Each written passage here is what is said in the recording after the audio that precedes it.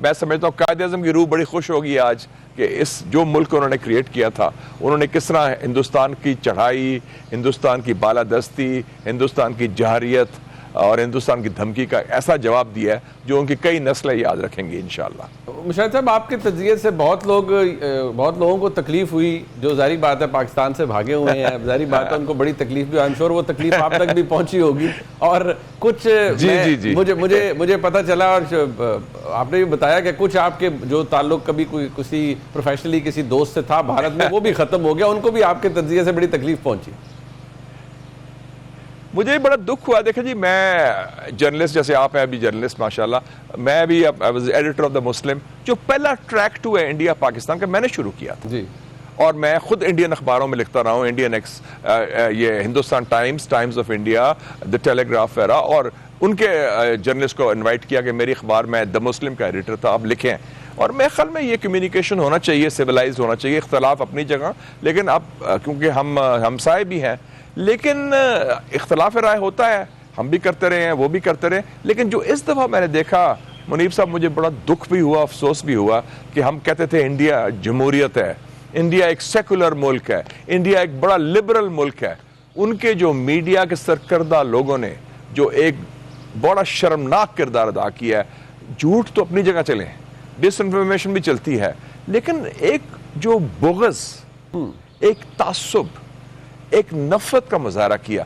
आप लोग कह रहे हैं डिसमेंटल पाकिस्तान, लोग कह रहे हैं न्यूक पाकिस्तान, और ये लोग हैं जो वजीर रह चुके हैं, ये लोग हैं जो चीफ एडिटर हैं अखबारात के रह चुके हैं, ये हैं, और ये लोग हैं जो मेंबर्स ऑफ पार्लियामेंट हैं, नॉट ओनली बीजेपी, दूसरे भी। तो ये इसके फिर क्या गुफ्तगू रहनी। हमारे साथ पैनल में आते थे Washington, London, track two, this and that, आपको पता है सारा जो चलता रहता है। तो अब क्या, अगर ये तो रेड लाइन क्रॉस कर ली, हमारी जो पाकिस्तान हमारे लिए रेड लाइन है, and on that there can be no compromise. और अल्लाह मुझे तो खुशी हुई कि पाकिस्तान ने जिस तरह हमने जवाब दिया, उनका तकब्बर खत्म किया। और मैंने कहा था मोदी विल ब्लिंक, इसकी जरूरत नहीं होगी, Pakistan will hit back very hard, क्योंकि हमारा इस वक्त, आप तो खैर यू आर वेरी यंग माशाल्लाह, लेकिन I was a kid when I saw the 65 war. बिल्कुल ठीक। सितंबर 65 का जज्बा मुनीब साहब मैंने 2025 में मई में देखा है। वही जज्बा, वही जोश, वही वलवला, एंड एक और चीज, खौफ का खात्मा। कोई खौफ नहीं कि हिंदुस्तान क्या करेगा, बल्कि लोग कहते हैं मुझे, यार क्या इंतजार क्यों कर रहे हैं हम लोग, पहले क्यों नहीं करते। So they were itching for it and they were not scared. तो that's a sign of a very dynamic जिंदा दिल कौम माशाल्लाह। तो ये एक बड़ा, और जो कौम की यकजहती हुई है विद आर्म फोर्सेस, एक पेज पर, सिर्फ नहीं एक पेज पर, बड़े मुकम्मल यकजहती कि जी ये हमारा दुश्मन है, हमने मिल के मुकाबला करना है। तो मेरे ख्याल में ये पाकिस्तान, और चर्चिल की किताब में पढ़ा था, देयर फाइनेस्ट आर, उन्होंने लिखा था वर्ल्ड वॉर 2 के बारे में, this was our finest hour, that we rose to the occasion. माशाल्लाह, बिल्कुल। अच्छा मुशाहिद साहब, आपने क्योंकि बड़ा क्लोजली देखते हैं, ये आपने पहले भी प्रेडिक्ट किया कि Modi will blink, and obviously that's what exactly happened. But अब इशू ये है कि, और मैंने कहा था ट्रंप विल इंटरवीन, मैंने ये भी कहा था अमेरिका विल इंटरवीन। ऑल्दो हमें लग रहा था एक दिन पहले जेडी वैंस कह रहे हैं एक इंटरव्यू के अंदर कि कोई वो हमारा ताल्लुक नहीं है, ये we can not make them do stuff. But अब मुझे ये बताइए कि सर CNN पे, I am sure you must have come across, एक स्टोरी है अबाउट सम क्रिटिकल इंटेलिजेंस जो कि मिली अमेरिका को, and obviously they rush to, या इंडिया ने उनको रश किया है, जो भी था। अब मोदी ने आज अपनी स्पीच में कहा है कि हम न्यूक्लियर किसी उससे ब्लैकमेल नहीं होंगे। यहाँ डिफेंस मिनिस्टर कह रहे हैं we never even got close to it. So exactly what can you assess कि क्या हुआ होगा दैट स्ट्रक द अमेरिकन्स और स्ट्रक द इंडियंस? चलें, 2 पार्ट्स में दे लेता हूँ आपका सवाल। पहला जो जेडी वैंस ने जो फरमाया, जेडी वैंस ने कहा 2 दिन पहले, मेरे ख्याल में 8 तारीख को कहा था उन्होंने कि जी लंबा चौड़ा इंटरव्यू में कहा कि it's none of our business, मतलब आप जाने और अपना काम जाने। मैंने किसी टीवी चैनल से मुझे पूछा कि ये तो बयान आ गया उनके नायब सदर का, मैंने कहा मैं इसको खैर मकदम करता हूँ, मैं वेलकम करता हूँ। इसका मतलब है अमेरिका अब न्यूट्रल है, और एज लॉन्ग एज के अमेरिका हिंदुस्तान का साथ ना दे, मैंने कहा हिंदुस्तान से हम अकेले निबड़ लेंगे, हम अकेले काफी हैं इंशाल्लाह। और ये मुझे खुशी हुई, नंबर 1। दूसरी बात हुई, देखें जी, ये जंग जो हुई, जंग तो नहीं, झड़प कह लें बहुत सीरियस, और जो इंडिया ने जारियत की पाकिस्तान के खिलाफ, ये 10 तारीख को सुबह 2 बजे से शुरू होकर शाम को 5 बजे, so we are talking of रफली 15 आवर्स। बल्कि मैं अगर कोई मूवी डायरेक्टर होता या मूवी प्रोड्यूसर होता तो I produce a movie in Hollywood 15 hours that change south Asia.